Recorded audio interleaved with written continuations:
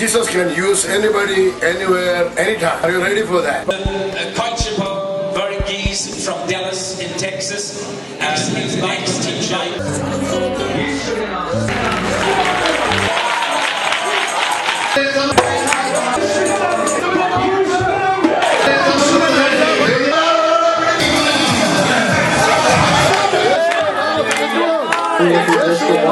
धन्यवाद देता हूँ।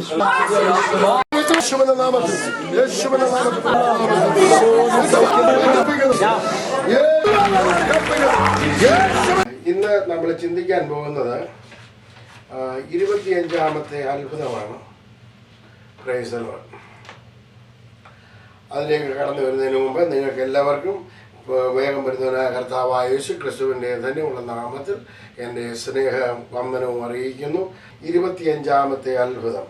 അത്ഭുതങ്ങളുടെ ദൈവമാണ് നമ്മുടെ ദൈവം. നിങ്ങൾ എത്ര പേര് അത്ഭുതങ്ങളിൽ വിശ്വസിക്കുന്നുണ്ട്? Price the Lord. സ്തോത്രം. അത്ഭുതങ്ങൾ ചെയ്യുന്ന ദൈവമാണ് നമ്മുടെ ദൈവം. എപ്പോഴാണ് അത്ഭുതം ചെയ്യുന്നത്? ആർക്കും പ്രവർത്തിച്ചു കൂടാൻ പറ്റാത്തപ്പോൾ ദൈവം പ്രവർത്തിക്കുന്നതിനെയാണ് അത്ഭുതമെന്ന് നമ്മൾ പറയുന്നത്. Price the Lord. അപ്പോൾ ഈ അത്ഭുതം നടക്കണമെങ്കിൽ നമ്മൾ എന്ത് ചെയ്യണം? നമ്മൾ ഒരുപാട് കാര്യങ്ങൾ അതിൻ്റെ പിന്നിൽ ചെയ്യേണ്ടതായിട്ടുണ്ട്. അത്ഭുതം നടക്കണമെന്നുണ്ടെങ്കിൽ ഏത് അത്ഭുതം നിങ്ങൾ എടുത്തു പഠിച്ചാലും ആത്മീയ വിഷയമായി ഒരു അത്ഭുതം നിങ്ങൾ കാണണമെന്നുണ്ടെങ്കിൽ so we have to take a step and do something. അതെന്താണ് ചെയ്യേണ്ടത്? നമ്മൾ മാനുഷിക നിലവാരത്തിൽ എന്തൊക്കെ ചെയ്യണമെന്നുള്ളത് പല രീതിയിൽ നമ്മൾ മനസ്സിലാക്കിയിട്ടുണ്ട്. അത് വീണ്ടും ഞാൻ ആവർത്തിക്കുന്നു, നമ്മൾ ചിലതൊക്കെ ചെയ്യണം. Price the Lord. കഴിഞ്ഞ ആഴ്ചയിൽ നമ്മൾ പഠിച്ചത് 24ാമത്തെ അത്ഭുതം പഠിച്ചത് 4000 പേർക്ക് യേശു 7 അപ്പവും കുറച്ച് മീനും കൊണ്ട് 4000 പുരുഷന്മാരും അവരോടൊപ്പം ചേർന്ന് വന്ന സ്ത്രീകളും കുഞ്ഞുങ്ങളും ഭക്ഷിച്ച് തൃപ്തരായി 7 വട്ടി അപ്പനുറുക്കൾ എടുത്തു എന്ന് നമുക്ക് കാണാനായിട്ട് സാധിച്ചു. മത്തായിയുടെ സുവിശേഷത്തിലും മർക്കോസിൻ്റെ സുവിശേഷത്തിലും.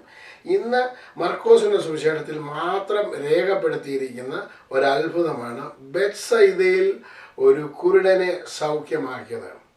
സാധാരണഗതിയിൽ മിക്ക സുവിശേഷ പ്രസംഗങ്ങളിലും അല്ലെന്നുണ്ടെങ്കിൽ ദൈവദാസന്മാർ കൺവെൻഷനുകളിൽ ഉപയോഗിക്കുന്ന ഒരു പ്രസംഗ വിഷയമാണ് ഈ വിഷയം. Price the Lord. അതുമാത്രമല്ല, ചില ദൈവദാസന്മാർ സെക്കൻഡ് ടച്ച് എന്ന് പറഞ്ഞ് അതിനെ വിശേഷിപ്പിച്ച് പ്രസംഗിക്കുന്ന ഒരു വിഷയമാണ്. സ്തോത്രം. ഇന്ന് നമ്മൾ അതിനെക്കുറിച്ചാണ് പഠിക്കാനായിട്ട് പോകുന്നത്. അത് ഞാൻ എന്തിനാണ് ഈ സെക്കൻഡ് ടച്ചിനെ കുറിച്ച് പറഞ്ഞത്, കൺവെൻഷൻ പ്രസംഗമാണെന്ന് പറഞ്ഞതെന്ന് ചോദിച്ചു കഴിഞ്ഞാൽ, നമ്മളതിൻ്റെ ഡീറ്റെയിൽഡ് പഠിക്കുമ്പോൾ കുറച്ചുകൂടെ ആഴത്തിലേക്ക് കടന്ന് ചിന്തിക്കാൻ പോവുകയാണ്. Praise the lord. ഡീറ്റെയിൽഡായിട്ട്. സ്തോത്രം. മർക്കോസിൻ്റെ സുവിശേഷം 8ാം അധ്യായത്തിലേക്ക് കടന്നു വന്നാട്ട്. Praise the lord. 8ാം അധ്യായത്തിൻ്റെ 8ഉം 9ഉം 10ഉം വാക്യങ്ങൾ താൻ വായിച്ചാട്ട്.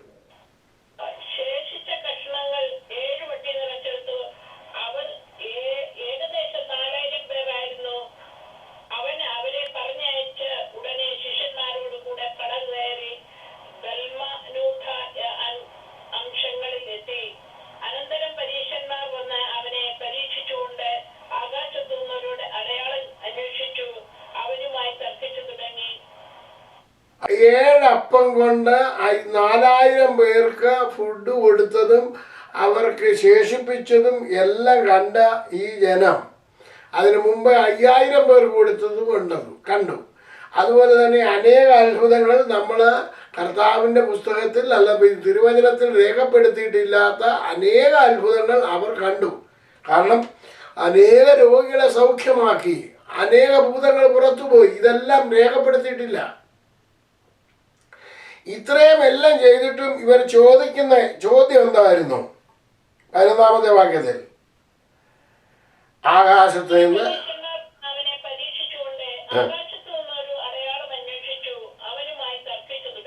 Price the Lord. ഇത് നിങ്ങൾ എന്തെങ്കിലും ആരെങ്കിലും പറയുന്നത് കേട്ടിട്ടുണ്ടോ?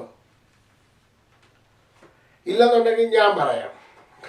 നിങ്ങൾ കേട്ടില്ലെന്നുണ്ടെങ്കിൽ എന്നോട് ചോദിച്ചിട്ടുണ്ട്, പാസ്റ്റർ ഈ പ്രാർത്ഥിക്കുന്നുണ്ടെങ്കിൽ പുറമോട്ട് എങ്ങനെയാണ് വീഴുന്നത്? കമമല്ലേ വീഴേണ്ടത്? അത് പുറമോട്ട് വീണതായിട്ട് ബൈബിളിനകത്തില്ല.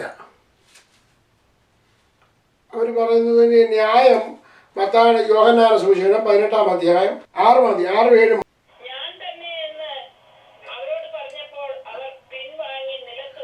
അവർ പിൻവാങ്ങി നിലത്ത് വീണു. അത് കവിടല്ല വീണത്, മലന്നാ വീണത് എന്ന് ജനങ്ങൾ പറയുന്നു. എനിക്കറിയത്തില്ല മലന്ന് വീണോ കവന്ന് വീണു.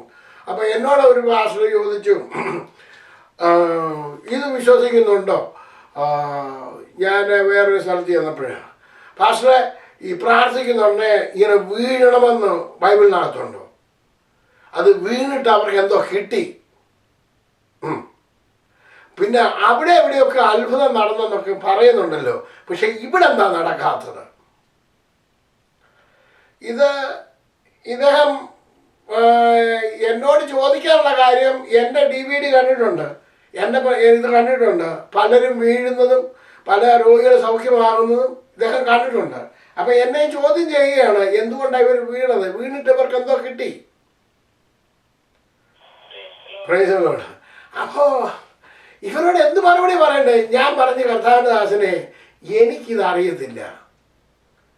ഞാൻ 2005 ആദ്യമായിട്ട് ചെന്ന് ഇത് കൈവച്ച് പ്രാർത്ഥിച്ചപ്പോൾ തടുപടപടാന്ന് വീഴുന്നു. ഇത് കണ്ടപ്പോൾ ഞാൻ പേടിച്ചു പോയി. ഞാൻ പെട്ടെന്ന് വീട്ടിലോട്ട് ഇവിടോട്ട് വിളിച്ചിട്ട് ഞാൻ പറഞ്ഞു, ഷേർലി പ്രത്യേകം പ്രാർത്ഥിക്കണം, ഇവർ പ്രാർത്ഥിക്കുന്നുണ്ട്, തുടുകൂടാന്നുണ്ട്, വീഴുന്നുണ്ട്, എനിക്കറിയത്തില്ല എന്തൊക്കെ നടക്കുന്നതെന്ന്. ആദ്യം കണ്ടപ്പോൾ എനിക്ക് ഭയം തോന്നി. ഇതെങ്ങനെ വീഴുന്നത്, എങ്ങനെ ഈ അത്ഭുതം നടക്കുന്നത്, ഇതൊന്നും എനിക്കറിയത്തില്ല. പക്ഷെ അത്ഭുതം നടക്കുന്നുണ്ട്, രോഗികൾ സൗഖ്യമാകുന്നുണ്ട്. ഇവൻ ഇതെല്ലാം കണ്ടിട്ടും പിന്നെ എന്താ ചോദിക്കുന്നത്? ഇവിടെ ചെന്നാ നടക്കാത്തത്, നീ അവിടെ ചെന്നപ്പോൾ നടന്നു, ഇവിടെ എന്താ നടക്കാത്തത്? ഞങ്ങൾക്കൊരടയാളം ഒന്ന് കാണിച്ചു തന്നേ. നടക്കുമോ? അതിന്റെ 12-ാമത്തെ വാക്യം വായിച്ച്, അവൻ ആത്മാവിൽ ഞരങ്ങി.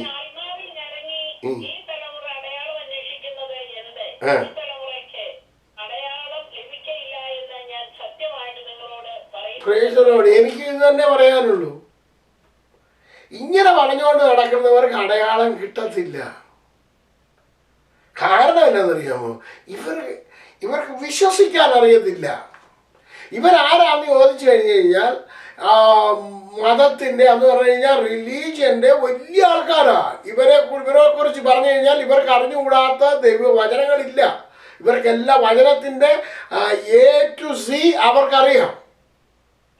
Price the Lord. അവർക്ക് അറിഞ്ഞുകൂടാത്ത കാര്യങ്ങളൊന്നുമില്ല. ഇവർ ഇതിനകത്തിലെല്ലാം ഡോക്ടറേറ്റ് എടുത്തിട്ടുണ്ട്. ഇതിനകത്തിലെല്ലാം ഭയങ്കര പാണ്ഡിത്യമുണ്ട്. അതിനാണ് ഇവർ പരീശന്മാരെന്ന് വിളിക്കുന്നത്. ഭയങ്കര ഭക്തിയാണ്, എല്ലാമുണ്ട്. പക്ഷെ എന്നുണ്ടെങ്കിൽ ഇവർ പ്രാർത്ഥിക്കുന്നുടനെ ഒന്നും നടക്കുന്നില്ല. അപ്പം നീ എന്നൊക്കെ ഒരു അടയാളം ഒന്ന് കാണിച്ചെന്നേ എന്നാണ് പറയുന്നതിന് ചുരുക്കം. ഇനി എൻ്റെ 13-ഉം 14-ഉം കൂടെ വായിച്ചേ.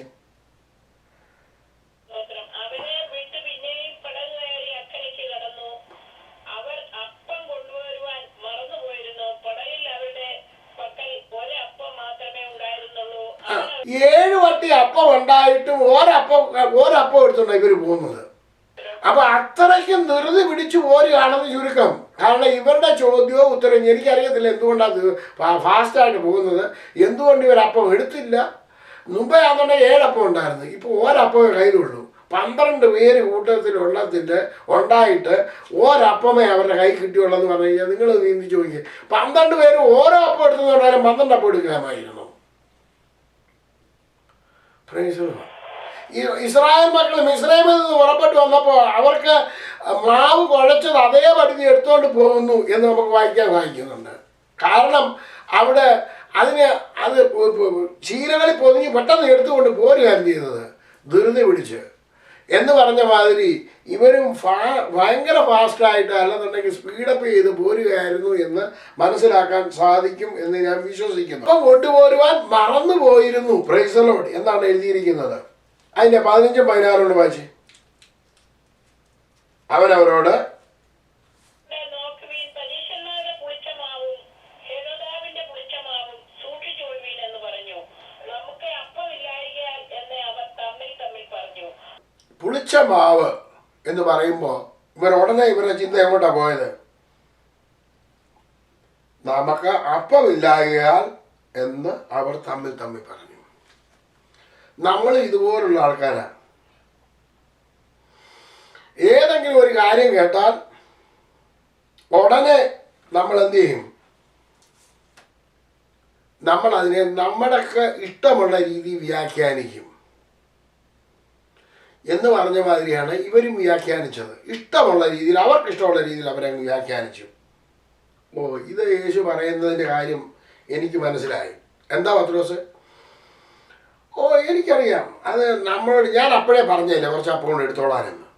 അപ്പം ഇല്ലാത്തതുകൊണ്ടാണ് കാര്യം യേശു ഇങ്ങനെയൊക്കെ പറയുന്നത്. അല്ലെങ്കിൽ ഈ പുളിച്ച മാവിനെ പറ്റി നമുക്ക് പുളിക്കാത്ത നല്ല അപ്പം നമുക്കുണ്ടായിരുന്നല്ലോ, അതുകൊണ്ടല്ലേ പുളിച്ച മാവ് സൂക്ഷിച്ചോളാൻ പറഞ്ഞത്.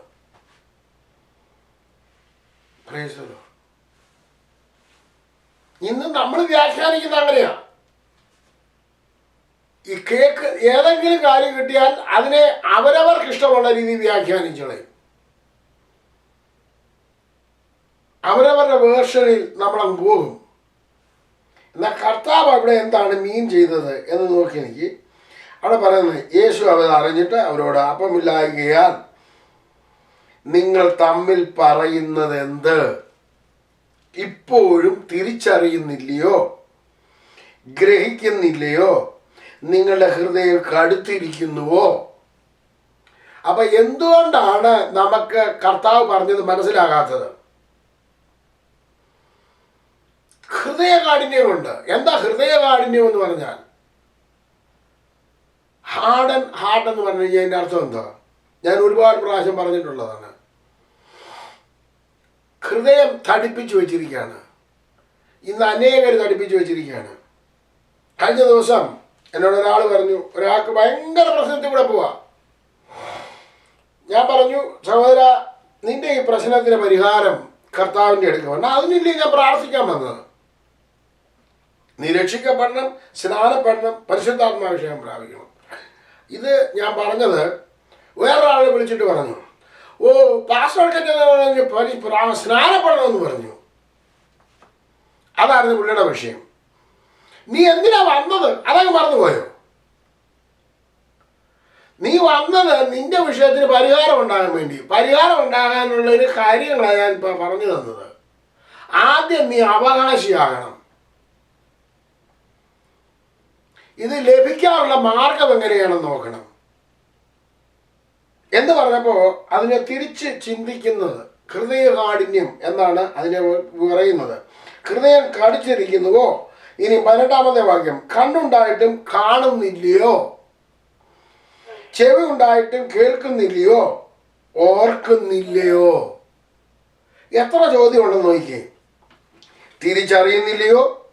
ഗ്രഹിക്കുന്നില്ലയോ? ഹൃദയം കടുത്തിരിക്കുന്നുവോ? കാണുന്നില്ലയോ? കേൾക്കുന്നില്ലയോ? ഓർക്കുന്നില്ലയോ? 6 ചോദ്യം തന്നെ ഈ പാരഗ്രാഫിൽ നമുക്ക് കാണാൻ സാധിക്കും. അല്ലെങ്കിൽ 2 വാക്യത്തിനകത്ത് കാണാൻ സാധിക്കും. 6 ചോദ്യം. മത്തായിയുടെ സുവിശേഷം 13-ാം അധ്യായത്തിൽ കടന്നു വന്നിട്ട് മാത്യു 13 അതിൻ്റെ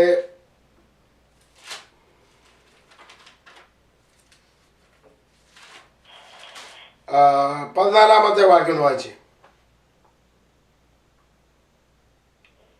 ചെവിയാൽ കേൾക്കും ഗ്രഹിക്കയില്ലാതാനും കണ്ണാൽ കാണും ദർശിക്കയില്ലാതാനും ഈ ജനത്തിന്റെ ഹൃദയം തടിച്ചിരിക്കുന്നു. അവർ ചെവി കൊണ്ട് മന്ദമായി കേൾക്കുന്നു, കണ്ണ് അടച്ചിരിക്കുന്നു. അവർ കണ്ണ് കാണാതെയും ചെവി കേൾക്കാതെയും ഹൃദയം കൊണ്ട് ഗ്രഹിക്കാതെയും തിരിഞ്ഞുകൊള്ളാതെയും ഞാൻ അവരെ സൗഖ്യമാക്കാതെയും ഇരിക്കേണ്ടത് തന്നെ. അപ്പൊ എന്തുകൊണ്ടാണ് സൗഖ്യം ഉണ്ടാകാത്ത, അല്ലെ വിടുതൽ ഉണ്ടാകാത്ത? കേൾക്കുന്നില്ലേ? ഉണ്ട്. ഗ്രഹിക്കുന്നുണ്ടോ? ഇല്ല. കാണുന്നുണ്ടോ? ഉണ്ട്. പക്ഷെ ഹൃദയത്തിന്റെ കണ്ണുകൊണ്ട് കാണുന്നുണ്ടോ? ഇല്ല. കേൾക്കുന്നുണ്ട്, കാണുന്നുണ്ട്, മന്ദമായി കേൾക്കുന്നു, മന്ദമായി കാണുന്നു. ഇതെല്ലാമാണ്. കണ്ണടച്ചിരിക്കുക. കേൾക്കേണ്ട കാര്യം കേൾക്കത്തില്ല. Price the Lord. അവനവനെ തന്നെ ആർഗ്യൂ ചെയ്യുക. ഇത് ഞാൻ ഒരാൾ എനിക്കൊരു ഫോൺ ചെയ്തു. ഞാൻ അയാളോട് ആ വ്യക്തിയോട് സംസാരിച്ചുകൊണ്ടിരുന്നപ്പോൾ തന്നെ വേറൊരു ഇമ്പോർട്ടൻ്റ് കോൾ വന്നു. അപ്പം ഞാൻ പറഞ്ഞു, അച്ഛാ 1 മിനിറ്റ് ഒന്ന് ഹോൾഡ് ചെയ്യ്, ഞാൻ ഇയാളെ ഒന്ന് പറഞ്ഞു വിടട്ടെന്ന് പറഞ്ഞു. ഞാൻ മറ്റേ ആളുടെ ഫോൺ എടുത്തപ്പോഴത്തേക്ക് ഇദ്ദേഹം ഫോൺ അങ്ങ് ഡിസ്കണക്ട് ചെയ്തു. ആദ്യത്തെ ആൾ ഡിസ്കണക്ട് ചെയ്ത് വെച്ച് പിന്നെ എന്നെ വിളിക്കുക. ഡിസ്കണക്ട് ചെയ്തേച്ച് എന്നെ വിളിക്കുക. ഞാൻ പിന്നെ അതിനെ ഇഗ്നോർ ചെയ്തു. കാരണം ഹോൾഡ് ചെയ്യാൻ പറഞ്ഞു. എന്നിട്ട് ഞാൻ ഈ പുള്ളിയോട് പറഞ്ഞു, ഞാൻ ഇപ്പം തിരിച്ച് വിളിക്കാമെന്ന് പറഞ്ഞിട്ട് ഞാൻ തിരിച്ച് അച്ഛൻ്റെ ഇടയ്ക്ക് നിന്ന് തന്നെ അച്ഛനെ കാണാനില്ല. അച്ഛൻ അങ്ങ് ഡിസ്കണക്റ്റ് ആക്കി. ഓക്കെ. അത് കഴിഞ്ഞ് ഞാൻ 1 മണിക്കൂർ കഴിഞ്ഞ് മറ്റേ ആളോട് സംസാരിച്ച് കഴിഞ്ഞ് 1 മണിക്കൂർ കഴിഞ്ഞ് തിരിച്ച് വിളിച്ചെന്ന് പറയാം, മോനച്ഛനങ്ങ് ഓഫ് ചെയ്തു, എന്നോട് ഹോൾഡ് ചെയ്യാൻ പറഞ്ഞു. ഞാൻ ഹോൾഡ് ചെയ്ത P P P P P എന്ന് ശബ്ദം കേട്ടു. എന്നെ പഠിപ്പിക്കുമൊന്നും വേണ്ട, എനിക്കറിയാം എങ്ങനെ ഹോൾഡ് ചെയ്യേണ്ടിയെന്ന്. ഈ പറയുന്നത് ഗ്രഹിക്കാനോ ചിന്തിക്കാനോ മനസ്സില്ല. അതാണ് ഇതിൻ്റെ കാര്യം. ഒരു മനുഷ്യനോട് ഹോൾഡ് ചെയ്യാൻ പറഞ്ഞു കഴിഞ്ഞാൽ നീ ഹോൾഡ് ചെയ്താൽ മതി, നീ ഒന്നും ചെയ്യണ്ട. അത് ഞാൻ ഹോൾഡിൻ്റെ ബട്ടണെ ഞെക്കിയായിരുന്നു. ഞാൻ പറഞ്ഞു, ആര് പറഞ്ഞു ഞെക്കാൻ എന്ന് പറഞ്ഞ മാതിരിയാണ്. പറയുന്നത് ശ്രദ്ധിക്കുന്നില്ല. Price the Lord. എന്നിട്ട് ആർഗ്യൂ ചെയ്യുക. എന്നെ പഠിപ്പിക്കണ്ടെന്ന്. ഞാൻ പിന്നെ മിണ്ടിയില്ല. എന്തിനാ പഠിപ്പിക്കാൻ പോകുന്നത്? പറയുന്നത് അനുസരിക്കാത്ത ആളിനോട് പഠിപ്പിക്കാൻ പോയാൽ നമ്മൾ പഠിക്കത്തേ ഉള്ളൂ, ആൾ പഠിക്കാൻ പോകുന്നില്ല. കർത്താവ് ഇത് തന്നെ പറഞ്ഞത്, ഞാൻ പറയുന്നത് നീ ഒന്ന് ഗ്രഹിക്കുക, ഞാൻ പറയുന്നത് ഒന്ന് ചിന്തിക്കുക, ഞാൻ പറയുന്നത് ഒന്ന് കാണുക എന്നാണ് കർത്താവ് പറയുന്നത്. കർത്താവ് പറഞ്ഞത് നോക്കി, അതിൻ്റെ മർക്കോസിന്റെ സുവിശേഷത്തിലേക്ക് കടന്നു വന്നേണ്ട. അതിൻ്റെ 18-ാമത്തെ വാക്യത്തിൽ, കണ്ണുണ്ടായിട്ടും കാണുന്നില്ലയോ, ചെവി ഉണ്ടായിട്ടും കേൾക്കുന്നില്ലയോ, ഓർക്കുന്നില്ലയോ. എന്താ ഓർക്കേണ്ടത്? അപ്പം നമ്മൾ എന്ത് ഓർക്കണം, എന്നുള്ളത് ഞാൻ നിങ്ങളെന്ന് കാണിച്ചു തരാം.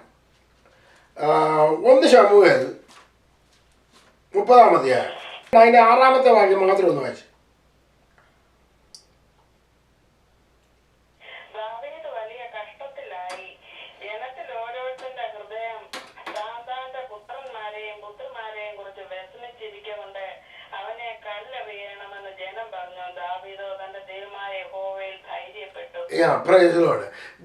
ഈ കല്ലറിയാൻ കല്ലും പിടിച്ചുകൊണ്ടിരിക്കുന്ന ഉടനെ ഇദ്ദേഹം എങ്ങനെ ധൈര്യപ്പെട്ടത്?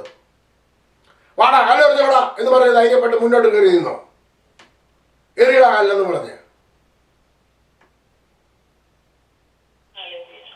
നമ്മൾ ചിന്തിച്ചു നോക്കണം. ഇതിന്റെ അർത്ഥം പറയുന്നത്, ദാവീദ് ഉടനെ തന്നെ ചിന്തിക്കുന്ന എന്നാ പറയുക, കഴിഞ്ഞ കാലങ്ങളിൽ ദൈവം എൻ്റെ ജീവിതത്തിൽ എങ്ങനെയെല്ലാം വിടുവിച്ചു, എങ്ങനെയെല്ലാം നടത്തി, ശൗലിന്റെ കയ്യിൽ നിന്ന് എത്ര പ്രാവശ്യം വിടുവിച്ചു,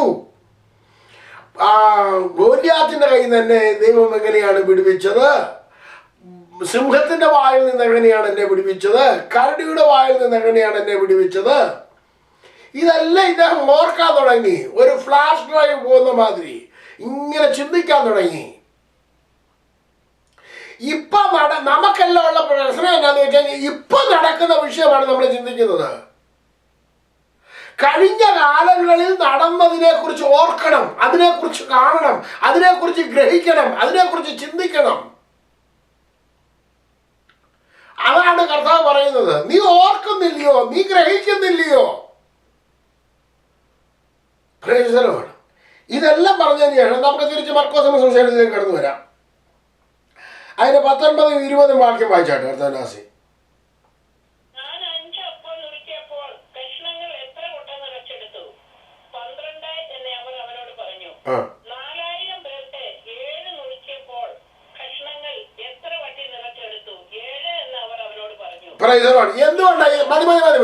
എന്തുകൊണ്ടാണ് യേശു ഇത് ഓർമ്മിപ്പിച്ചത്? അപ്പൊ അപ്പത്തിന്റെ കാര്യമാണോ മോനെ ഞാൻ ഈ പറയുന്നത്? അല്ല. നിനക്ക് ഇത്രയും ഗ്രഹിക്കണം. എന്താണ്? ഞാൻ അപ്പത്തിന്റെ വിഷയമല്ല ഈ പറയുന്നത്. പരീശന്മാരുടെയും സാധൂക്യരുടെയും അഥവാ ഹേരോദാവിന്റെയും പുളിച്ച മാവ് സൂക്ഷിക്കണമെന്ന് പറഞ്ഞത് അപ്പത്തിന്റെ കാര്യമല്ല മക്കളെ ഞാൻ ഈ പറയുന്നത്. നിങ്ങളാണ് ഞാൻ പറയുന്നതല്ല നിങ്ങൾ ഗ്രഹിക്കുന്നത്. നിങ്ങളുടെ ഐഡിയ അനുസരിച്ച് നിങ്ങൾ ചിന്തിക്കുകയാണ്. അതാണ് കർത്താവ് ഇവിടെ ഓർമ്മിപ്പിക്കുന്നത്. നമ്മൾ എന്താണ് ഓർക്കേണ്ടത്? കഴിഞ്ഞ കാലങ്ങളിൽ എന്നെ എങ്ങനെയാണ് വിടുവിച്ചത്, എന്നെ എങ്ങനെയാണ് വഴി നടത്തിയത്, ഇത് നമ്മൾ ചിന്തിക്കണം. അത് 7 എന്നവർ പറഞ്ഞു. അപ്പൊ 7 വട്ടി ഉണ്ടായിട്ട് ഇവർ ഒരപ്പം എടുത്തോണ്ടാ വന്നിരിക്കുന്നത്. Price the Lord. എന്നിട്ട് ഇനി 21-ാമത്തെ വാക്യം. പിന്നെ അവൻ അവരോട് ഇപ്പോഴും നിങ്ങൾ ഗ്രഹിക്കുന്നില്ലയോ എന്ന് പറഞ്ഞു. Praise the lord. അപ്പൊ ഇപ്പോഴും നിങ്ങൾ ഗ്രഹിക്കുന്നില്ലയോ? Praise the Lord. യേശു എന്താണ് പറഞ്ഞത്? അവരുടെ ഉപദേശമാണ് സൂക്ഷിക്കേണ്ടത്. ഇവരുടെ ഉപദേശം, ഇവരുടെ പുളിച്ച മാവ് എന്ന് പറഞ്ഞാൽ ഉപദേശം, പൊളിറ്റിക്കൽ ലീഡേഴ്സിന്റെ ഉപദേശം. എനിക്ക് വേണ്ടി പ്രാർത്ഥിക്കണമെന്ന് പറഞ്ഞു. ഞാൻ പറഞ്ഞു സഹോദര പ്രാർത്ഥിക്കാം. അപ്പൊ ഞാൻ ചോദിച്ചു നിങ്ങൾ കൗൺസിലിങ്ങിന് പോയിട്ടുണ്ടോ? ഉണ്ട്. കൗൺസിലർ എന്തൊക്കെ പറഞ്ഞു? അപ്പൊ കൗൺസിലർ പറഞ്ഞ കാര്യങ്ങളൊക്കെ എന്നോട് പറഞ്ഞു, കുറച്ച് കാര്യങ്ങൾ. അപ്പൊ കൗൺസിലർ ഇദ്ദേഹത്തോട് പറഞ്ഞ ഇദ്ദേഹം പറയത്തില്ല, ഭാര്യയോട് പറഞ്ഞ കാര്യം പറയുന്നുണ്ട്. പിന്നെ ഞാൻ ചോദിച്ചു സഹോദരന്റെ അഭിപ്രായം എന്തോ? ദൈവമക്കളെ, തിരുവചനത്തിനകത്താണ് സകല കൗൺസിലിങ്ങും ഉള്ളത്. ഒരു ഭാര്യയും ഭർത്താവുമായിരിക്കുമ്പോൾ അവര് ആരോട് പറ്റിച്ചേരണം? എന്തോ?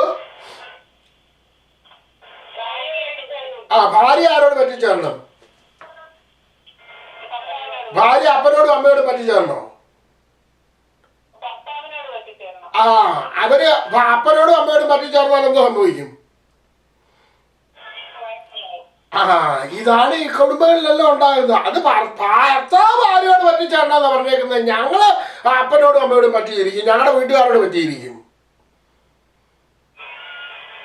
ദൈവമക്കളെ, ഇത് നമ്മൾ അറിഞ്ഞിരിക്കണം. കർത്താവിന്റെ വചനത്തിനകത്ത് എങ്ങനെ എഴുതിയിരിക്കുന്ന ആ രീതി പോയാൽ നമ്മുടെ കുടുംബങ്ങള് കർത്താവ് ചോദിക്കുന്ന ഓരോ ചോദ്യങ്ങളും നമ്മൾ ഇപ്പോഴും നിങ്ങൾ ഗ്രഹിക്കുന്നില്ലയോ? ആരുടെ ഉപദേശമാണ്?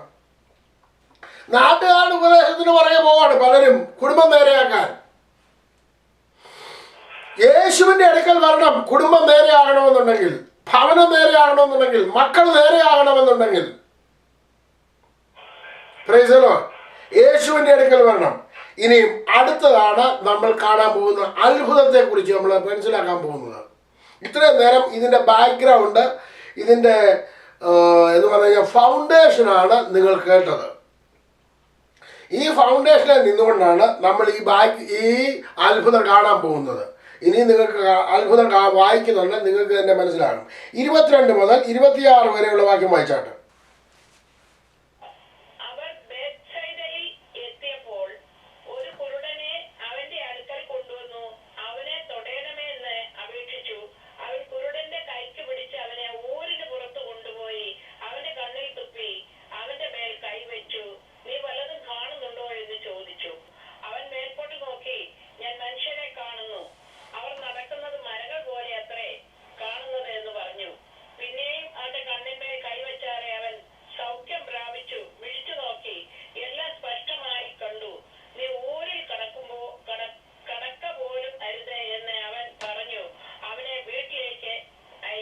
ഓക്കെ, നിങ്ങൾ ഒരു പക്ഷേ ഞാനിത് പ്രസംഗിച്ച് നിങ്ങൾ കേട്ടിട്ടുണ്ടോ ഇല്ലയോ എന്ന് എനിക്കറിയത്തില്ല. വേറെ ആരെങ്കിലും പ്രസംഗിച്ചൊക്കെ നിങ്ങൾ കേട്ടിട്ടുണ്ട്. ഞാൻ പറഞ്ഞു ഇത് കൺവെൻഷന് സാധാരണ ഉപയോഗിക്കുന്ന ഒരു കൺവെൻഷൻ പ്രീച്ചർ സാധാരണ ഉപയോഗിക്കുന്ന ഒരു പ്രീച്ചിങ് ആണ്. അതുപോലെ തന്നെ സെക്കൻഡ് ടച്ച് എന്ന് പറഞ്ഞ ആൾക്കാർ പ്രസംഗിച്ചിട്ടുള്ള ഒരു പ്രസംഗ വിഷയമാണ് ഇത്. ഓക്കെ, ഇനിയും അതിനകത്തിൽ പ്രാർത്ഥിച്ചുകൊണ്ട് യേശുവിൻ്റെ അടുക്കൽ കുറച്ച് പേര് ഈ കണ്ണു കാണാൻ വയ്യാത്ത മനുഷ്യനെ കൊണ്ടുവന്നു. യേശു എന്തുകൊണ്ടാണ് അവനെ പിടിച്ചുകൊണ്ട് ഊരിന് വെളിയിൽ കൊണ്ടുപോയത്? ഊര് എന്ന് പറഞ്ഞു കഴിഞ്ഞാൽ ഒരു വില്ലേജ് എന്നാണ് അതിൻ്റെ അർത്ഥം. Price the Lord. എന്തുകൊണ്ടാണ് ആ വില്ലേജിന് വെളിയിൽ കൊണ്ടുപോയത്? ആരെങ്കിലും പറഞ്ഞു? മേരിക്കുട്ടി സിസ്റ്റർ തന്നെ പറഞ്ഞാട്ട്. അവിടെ ഇരിക്കുന്ന ജനങ്ങള് കാണാതെ കർത്താവിന് അത്ഭുതം പ്രവർത്തിക്കണം, കണ്ടാൽ കർത്താവിനെ അവര് പിന്നെയും പരീക്ഷിക്കുകയും നിന്ദിക്കുകയും ചെയ്യും. ഓക്കെ, അതും നല്ലൊരു ഐഡിയ. ഇനി അടുത്തൊരു ഐഡിയ പറഞ്ഞു വേറൊരാള്.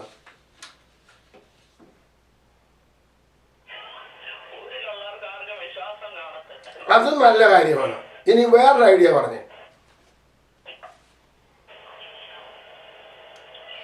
അതിനകത്ത് 26-ാമത്തെ വാക്യം ഒന്ന് വായിച്ചേ. അയ്യോ എടാ, ഈ ഊരിലുള്ളവരല്ലേ പിടിച്ചോണ്ട് യേശുവിന്റെ അടുക്ക കൊണ്ടുവന്നേക്കുന്നത്?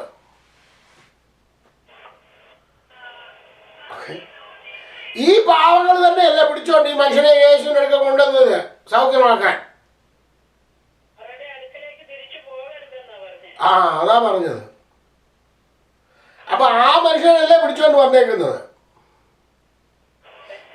എന്തുകൊണ്ട് നമ്മൾ ഇതിനെക്കുറിച്ച് അങ്ങനെ നിങ്ങൾ അങ്ങനെ ചിന്തിക്കണം ഓരോ കാര്യങ്ങൾ.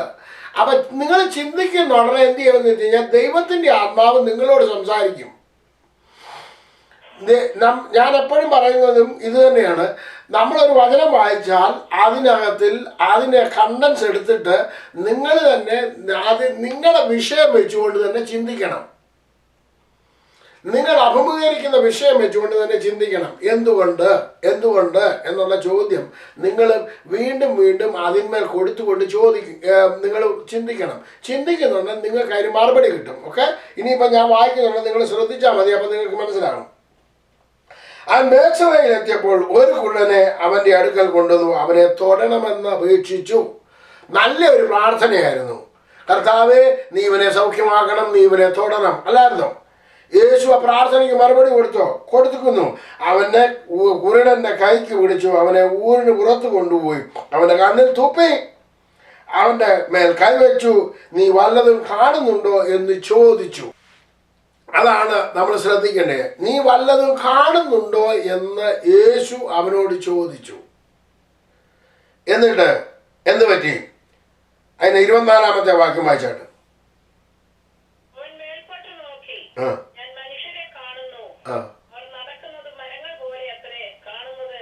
Price the Lord. എന്തുകൊണ്ടാണ് ഇവൻ മനുഷ്യനെ കണ്ടതും മനുഷ്യൻ മരങ്ങൾ പോലെ കണ്ടതും?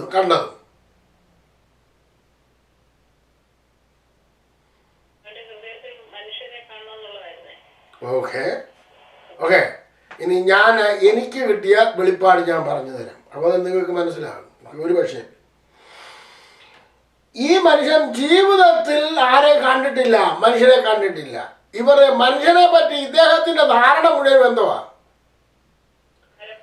അല്ല, വലിയ ആൾക്കാരാ, വലിയ ആൾക്കാരാ.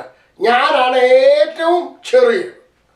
കഴിഞ്ഞ ദിവസം മിക്കവാറും ആൾക്കാരൊക്കെ കർത്താവ് ഒരു മനുഷ്യനുണ്ട് എപ്പോഴും പറയുന്നത്, ഞാൻ പുഴുവാന്നേന്ന്. ഓക്കെ, ഈ മനുഷ്യനെ തന്നെ ഞാനൊന്ന് തിരിച്ചു വിളിക്കാണ്. എടാ പുഴുവെന്ന് വിളിച്ചു കഴിഞ്ഞാൽ എന്തോ ചെയ്യും? ആ പുഴു കിടന്ന് നൊരയ്ക്കാൻ തോന്നല്ലേ? ആ പുഴു പറയും ഞാൻ നൊരയ്ക്കാൻ തുടങ്ങും.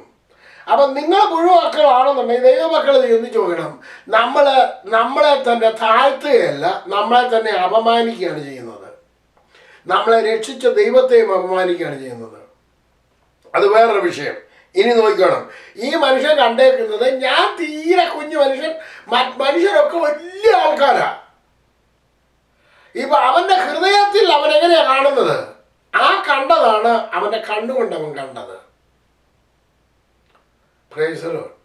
നമ്മുടെ ഹൃദയത്തിൽ കാണുന്നതാണ് നമ്മൾ ആദ്യം കാണുമ്പോൾ നമുക്ക് ലഭിക്കുന്നത്.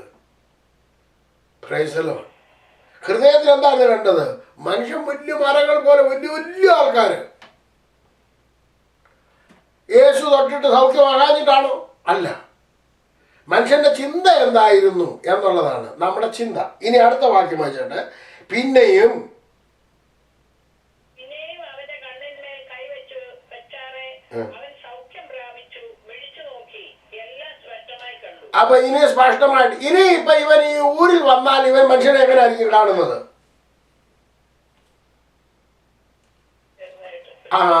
ഇവൻ ചെറുതായിരിക്കും, മനുഷ്യരുള്ളവരെല്ലാം വലുതായിട്ട് ഇവന് തോന്നും. അപ്പം ആ തോന്നലുള്ളപ്പോഴത്തോളം കാലം ഇവന്റെ കാഴ്ച വീണ്ടും എന്ത് ചെയ്യും? ഇവന്റെ കാഴ്ച നശിച്ചു പോകും. ഇവന്റെ കാഴ്ച നഷ്ടപ്പെട്ടു പോകും. അപ്പൊ ഇവന് ഒരു കടന്നാൽ ഇവന്റെ ചിന്താഗതി എന്നാന്ന് ചോദിച്ചാൽ ഈ മനുഷ്യരെല്ലാം വലിയ ആൾക്കാരാണ്. കാരണം അതിന് മുമ്പ് ചോദിച്ചേക്കുന്ന മനുഷ്യരായിരുന്നു. ഇനി നോക്കണം, ആ പരീശന്മാർ ചോദിക്കുന്നത് എന്താണ്? 15-ാമത്തെ വാക്യം. പരീശന്മാർ വന്നു അവനെ പരീക്ഷിച്ചുകൊണ്ട് ആകാശത്തിൽ നിന്ന് അടയാളം അന്വേഷിച്ചു, അവനുമായി തർക്കിച്ചു തുടങ്ങി. അപ്പൊ ഇവരാരാണ്? ഭയങ്കരന്മാരാണ്, പള്ളിയിലെ വലിയ വലിയ ആൾക്കാരാണ്. അവരെ കവിഞ്ഞുകൊണ്ട് വേറെ ആൾക്കാര്, അവർ വലിയ ആൾക്കാരാ. ആ വലിയ ആൾക്കാരുടെ മുന്നിൽ ഇവനാരാ? ഇവനാരുമല്ല. പ്രൈസലോട്. ഇന്നാൾ ഒരാളിനോട് പറഞ്ഞു, അയ്യോ ആ ആളാണെന്നുണ്ടെങ്കിൽ യാക്കോബായിലെ വലിയ ആളാന്ന് ചോദിച്ചു. ഞാൻ എത്ര വലിയ ആളാന്ന് ചോദിച്ചു. മർത്തോമാ വന്ന് സ്നാനം പഠിച്ച കൂട്ടത്തിലുള്ള ആളാന്ന് ചോദിച്ചു. അല്ലല്ലോ, പിന്നെന്തോ വലിയ ആളെന്തോ? അത് അങ്ങ് ആഴമായിട്ട് വലിയ ആളാ. പിന്നെ എന്തോ വലിയ, അങ്ങനെ കാണുന്നത് എന്താ? അവൻ വലിയ ആളായത് അങ്ങനെയാ. നമ്മുടെ കാഴ്ചപ്പാടാണ് ഞാൻ വലിയ ആളാണെന്നുള്ള മനോഭാവം, അവൻ വലിയ ആളാണെന്നുള്ള മനോഭാവം. അതുകൊണ്ടാണ് ആരോട് തർക്കിക്കുന്നത്? യേശുവിനോട് തർക്കിക്കുന്നത്. ഈ തർക്കിക്കുന്നവന്റെ അടുക്കലേക്ക് ഈ കുരുടൻ വന്നു കഴിഞ്ഞാൽ കുരുടന് കാഴ്ച ഉണ്ടാകുമോ? അവനുള്ള കാഴ്ച നഷ്ടപ്പെടും. അവന് ദൈവം കൊടുത്ത കാഴ്ച നഷ്ടപ്പെടും. ഇന്ന് അനേകർ കാഴ്ച നഷ്ടപ്പെട്ടവര് നമുക്ക് കാണാൻ സാധിക്കും. എന്തുകൊണ്ടാണെന്നറിയാമോ? ഈ ദൈവഭാഗത്ത് വന്നതിന് ശേഷം അനേകരുടെ കാഴ്ചപ്പാട് നഷ്ടപ്പെട്ടു. നഷ്ടപ്പെടാനുള്ള കാരണം ഈ വലിയ വലിയ ആൾക്കാരെ കാണുമ്പോഴാണ്. പണ്ട് ഞാൻ റെസ്റ്റോറൻറ്റ് നടത്തിക്കൊണ്ടിരുന്നപ്പോൾ, ആദ്യം റെസ്റ്റോറൻറ്റ് നടത്തി എനിക്ക് ആ പ്രോബ്ലത്തിൽ കൂടെ പൊയ്ക്കൊണ്ടിരിക്കുന്ന അവസരത്തിൽ ക്യാഷ് രജിസ്റ്ററിൽ അവിടെ ഒരു ബിസിനസ് കാർഡ് കിടക്കുന്ന കണ്ടു. അതിൽ ഒരു റവറൻഡ് സോ ആൻഡ് സോ എന്ന് പറഞ്ഞ ഒരാളുടെ പേര് കണ്ടു. ഞാൻ ഉടനെ തന്നെ റവറൻഡ് ആണെന്നല്ലേ, ഞങ്ങളുടെ യാക്കോബായിലെ അച്ഛനായിരിക്കും. CSIയിലെ അച്ഛന്മാർക്കൊന്നും അങ്ങനെയല്ല എഴുതുന്നത്, അവർക്ക് ഫാദർ എന്ന് മാത്രമേ എഴുതുള്ളൂ. റവറൻഡ് ഫാദർ എന്ന് എഴുതുമ്പോൾ അത് യാക്കോബായിലെ അച്ഛനാണെന്ന് പറഞ്ഞ് ഞാൻ വലിയ കാര്യത്തിൽ, അച്ഛോ ഞാൻ ഇന്ന് കൊച്ചയ്പ എന്ന് പറഞ്ഞ ആളാണ്, എനിക്കൊരു റെസ്റ്റോറൻ്റ് ഉണ്ട്, എനിക്ക് വേണ്ടി ഒന്ന് പ്രാർത്ഥിക്കാൻ വേണ്ടി ഞാൻ വിളിച്ചതാണെന്ന് പറഞ്ഞു. അദ്ദേഹം ഇതെല്ലാം കേട്ടതിന് ശേഷം എന്നോട് പറഞ്ഞു, അത് ഞാൻ അച്ഛനല്ലെന്ന് പറഞ്ഞു. ഞാൻ പറഞ്ഞു, ആരാണ്ട് ഇവിടെ റവറൻഡ് എന്ന് എഴുതിയിട്ടുണ്ട്, അതുകൊണ്ടാണ് ഞാൻ വിളിച്ചതെന്ന് പറഞ്ഞു. എന്താ എഴുതിയിട്ടുണ്ട്? റവറൻഡ്. അപ്പോൾ ഇന്നലെ ഒരു പുത്തൻകാവിൽ വന്ന ഒരു പാസ്റ്റർ പറഞ്ഞപ്പോൾ പറയായിരുന്നു, ആ റവറൻഡുമാരെ പേടിച്ചാണ് പാസ്റ്റർമാരുടെ അടുക്കലോട്ട് വന്നിരിക്കുന്നത്.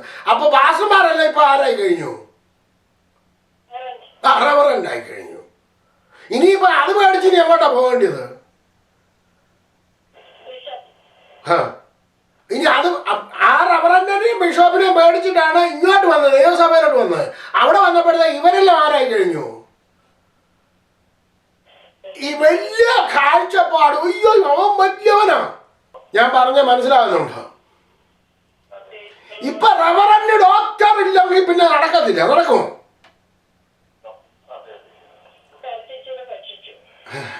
അപ്പൊ ഈ വലിയവന്റെ അടുക്കാൻ ചെല്ലുന്നതാണ്. നീ ആരാ?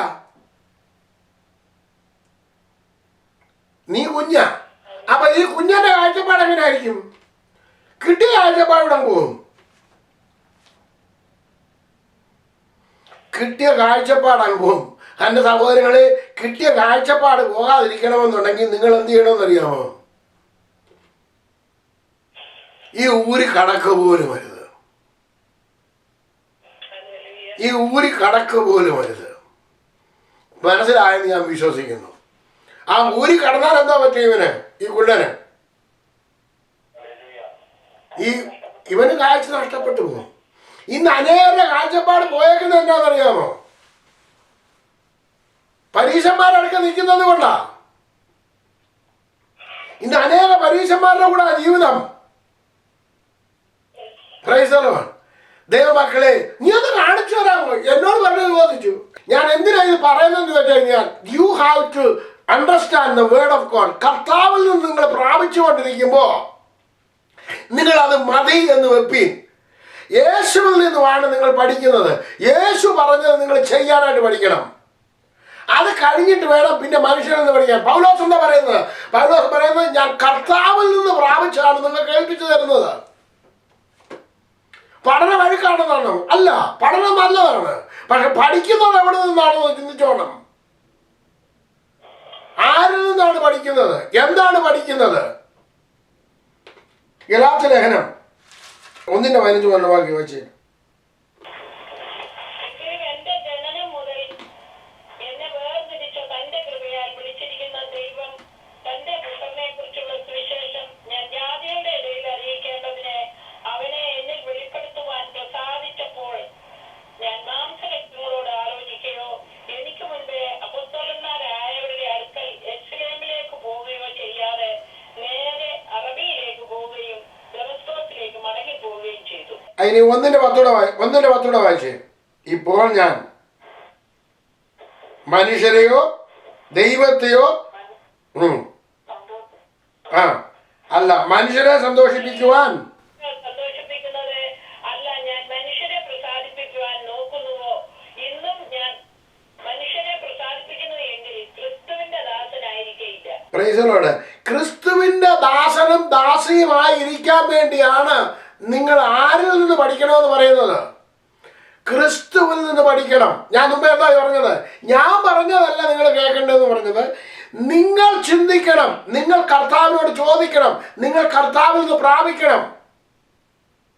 എന്താണ് പ്രാപിക്കേണ്ടത്? ഇതിനകത്തിൽ എന്താണ് എഴുതിയിരിക്കുന്നത്? കർത്താവേ, എൻ്റെ ജീവിതത്തിൽ, എൻ്റെ കുടുംബ ജീവിതത്തിൽ ഞാൻ എന്താണ് ഗ്രഹിക്കാൻ പറ്റാത്തത്? എൻ്റെ ജീവിതത്തിലെ എൻ്റെ കണ്ണ് എന്തുകൊണ്ട് കുരുടായിരിക്കുന്നു? എൻ്റെ വിഷയത്തിൽ, എൻ്റെ കുടുംബ ജീവിതത്തിൽ, എൻ്റെ കുഞ്ഞുങ്ങളുടെ ജീവിതത്തിൽ പ്രൈസ് ദി ലോർഡ് എനിക്കൊരു കാഴ്ചപ്പാട് ലഭിക്കണം. എൻ്റെ മകനെ കുറിച്ച്, എൻ്റെ മകളെ കുറിച്ച്, ഈ രാജ്യത്തെ കുറിച്ച്, ദേശത്തെ കുറിച്ച് എൻ്റെ കണ്ണൊന്ന് തുറന്നു കിട്ടണം. അതൊന്ന് ഞാൻ ഗ്രഹിക്കണം. നിന്റെ സ്പർശനം എനിക്ക് ആവശ്യമായിരിക്കുന്നു. മനുഷ്യരോട് കേട്ട നമ്മൾ മനുഷ്യരോടാണ് കേൾക്കുന്നത്. ഓക്കെ, ഈ ഞാനും മനുഷ്യനാ, മറ്റുള്ളവരും മനുഷ്യരാ, ദൈവദാസന്മാരൊക്കെ മനുഷ്യരാ. ഇവരിൽ നിന്നല്ല കേൾക്കുന്നു, നല്ലത് തന്നെ.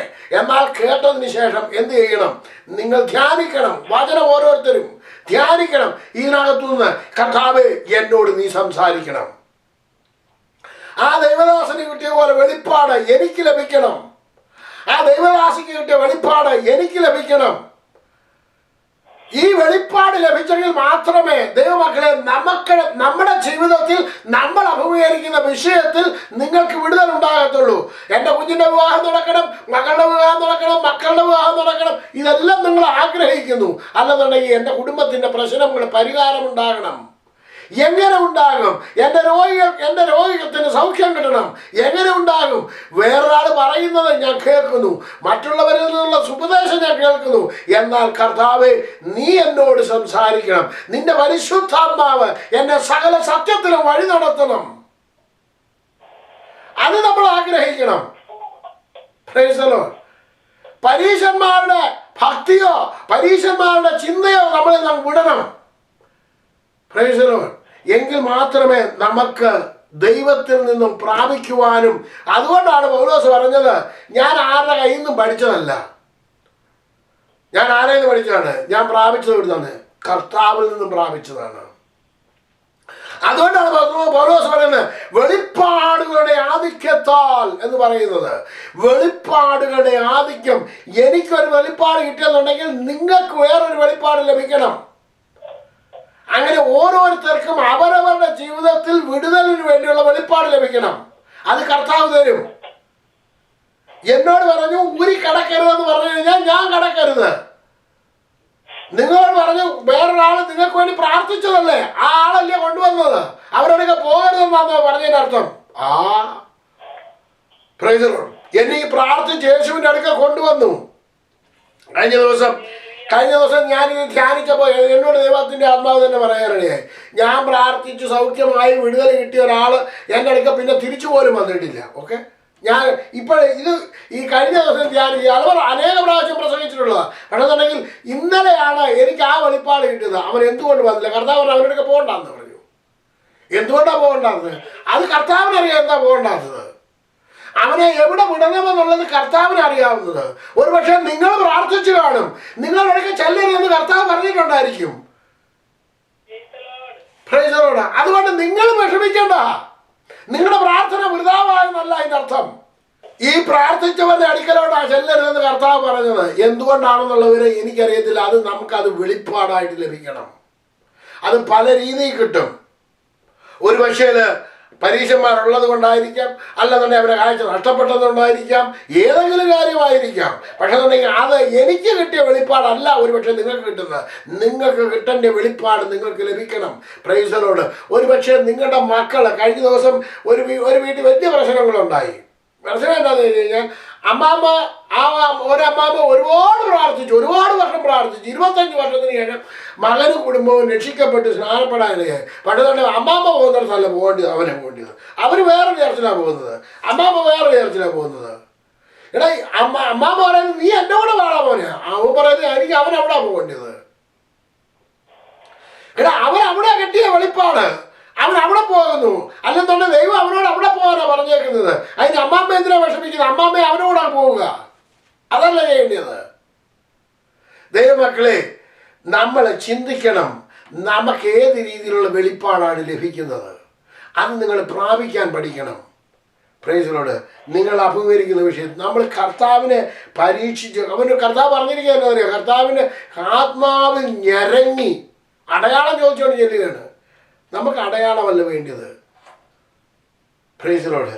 കർത്താവ് നമ്മുടെ ജീവിതത്തിൽ വെളിപ്പാടുകളെ തരണം. കർത്താവ് ഇതെനിക്കൊന്ന് വെളിപ്പെടുത്തി തരണം. എൻ്റെ ജീവിതത്തിൽ എനിക്ക് കാഴ്ചപ്പാട് ഒന്ന് നല്ലാക്കി തരണം. കർത്താവെ, നിൻ്റെ സ്പർശനം എനിക്ക് ആവശ്യമാണ്. എൻ്റെ കുടുംബത്തിൽ സ്പർശനം ആവശ്യമാണ്. എൻ്റെ കുഞ്ഞിൻ്റെ ജീവിതത്തിൽ സ്പർശനം ആവശ്യമാണ്. കർത്താവെ, ഞങ്ങളെ ഒന്ന് തൊടണം. ഞങ്ങളുടെ കാഴ്ചപ്പാടുകൾക്കൊരു വ്യത്യാസമുണ്ടാകട്ടെ. Praise the lord. ഞാനിവിടെ അവസാനിപ്പിക്കാൻ പോവുകയാണ്. ദൈവമക്കളെ, ഇന്ന് പകൽക്കാലം എനിക്ക് നിങ്ങളോട് പറയാനുള്ളത്, നിങ്ങളുടെ കുടുംബ ജീവിതത്തിൽ, നിങ്ങളുടെ കുഞ്ഞുങ്ങളുടെ ജീവിതത്തിൽ കാഴ്ചപ്പാടുകൾക്ക് ഒരു വ്യത്യാസം ഉണ്ടാകട്ടെ. നമ്മുടെ ചിന്താഗതികൾക്കൊരു വ്യത്യാസം ഉണ്ടാകട്ടെ. ഇന്ന് പകൽക്കാലം ദൈവത്തിൻ്റെ ആത്മാവ് നിങ്ങളെ ഓരോരുത്തരെയും തൊട്ടുകൊണ്ടിരിക്കുകയാണ്. Price the Lord. ഓരോരുത്തരോടും കർത്താവ് പറഞ്ഞുകൊണ്ടിരിക്കുകയാണ്, നിങ്ങളുടെ കാഴ്ചപ്പാടുകൾക്ക് വ്യത്യാസമുണ്ടാകട്ടെ.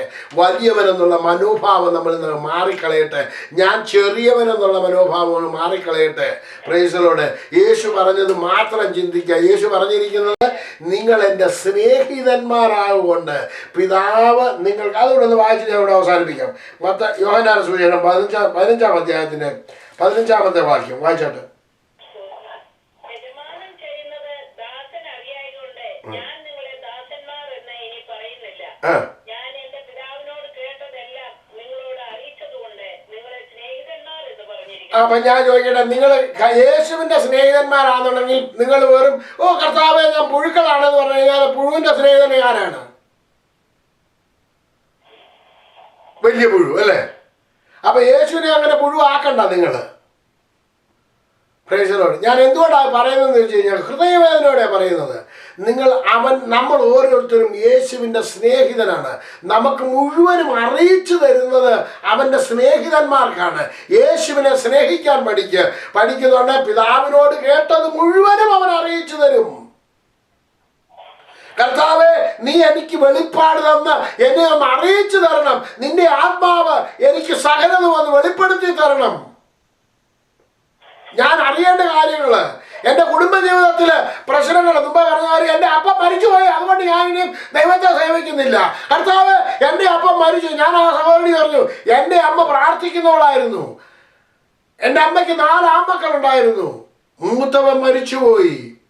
ആ ഒരൊറ്റ ഒരുത്തരമില്ലായിരുന്നു നന്നായി നടന്നത്. അമ്മ എത്ര പ്രാവശ്യം ദൈവത്തെ വിട്ടിട്ട് ഓടിപ്പോണമായിരുന്നു.